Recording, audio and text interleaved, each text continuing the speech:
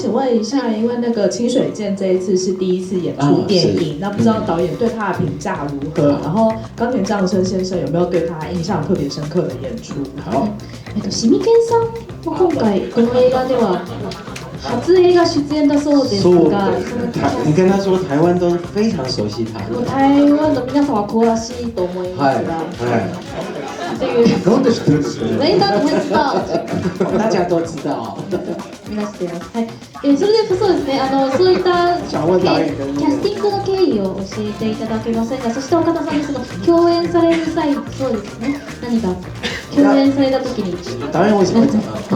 シミケンさんは本当にリハーサルの段階からお芝居の経験がないからとても緊張しているっていうことだけは僕たちに伝えてくれたんですけど、でもその緊張の中でも本当に純粋にお芝居に取り組んでいる姿はとても素敵で、一緒にお芝居をしながら僕も刺激をもらってました。はい。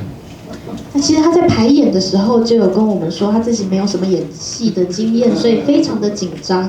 然后我们也看出他虽然是第一次演戏，但是他就是非常认真的在面对自己的角色。所以看到他那么认真的样子，我自己也是就是获益良多，也受到了一点刺激，这样想说要更认真的去演戏。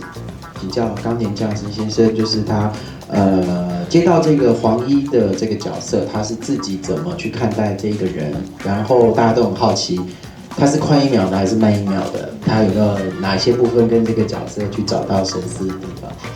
はじめくんに関しては、人より本当に1秒早いということだけで、その個性自体がとてもいいなってまず思えて、そして工藤さんのはじめくんのキャラクターの作り方がとてもちょっと口は悪いけどとても可愛らしい部分が、その人間性がとても僕は好きになって、そういうのがスクリーンの中ではじめくんとしていっぱい輝けばいいなと思って演じさせてもらってました。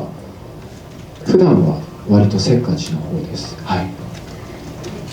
那我觉得黄一的这个角色呢，他就是总是比人家快1秒，我觉得这是他自己的一个个性，那我也蛮喜欢的。然后尤其是这个角色在宫藤官九郎先生的笔下，他被经营的非常的特别。他是一个讲话比较坏，但是个性又很单纯的一个男生。那我觉得就是这方面的个性非常的可爱，我就是自己尽力去尽演员的本分，把这个角色经营的在片中看起来就是很迷人。然后所以呢，那刚刚提到另外一个问题，就是我自己私底下的个性啊，其实我是比较急性子的那边。所以他真的是快1秒的。でも本当に1秒先の彼ですね。そうですね。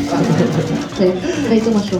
想问一下，如果时间静止的话，3个人会想要做什么事情？是，我也有想这个问题，真好。来，僕はあんまり止まってる方がいいかなと思うんですけど、でも僕はあれですよ、今日本はもう僕タバコすごい吸うんですけど、歩きタバコはできないので、時間止まったらもうその辺歩き回ってタバコ吸いたいぐらいですかね。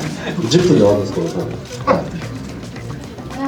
我自己会觉得很寂寞。那如果时间可以停止的话，因为其实我自己是一个烟枪，其实我很爱吸烟。那现在日本的话是已经很多地方都禁烟了，在路上也不能够就是边走边吸烟这样。所以如果时间可以静止的话，给我10分钟，让我出去边走边抽。狂抽烟。OK，哪位要先？你呢？2人は。時間が止まった。自分以外は止まってる。じゃあ自分だけが動けてる。そうです。周りがみんな止まってるってことです。其他人就停住，只有自己可以动的状态吗？僕あれですかね。裸で走りたいですかね。なぜでしょうか？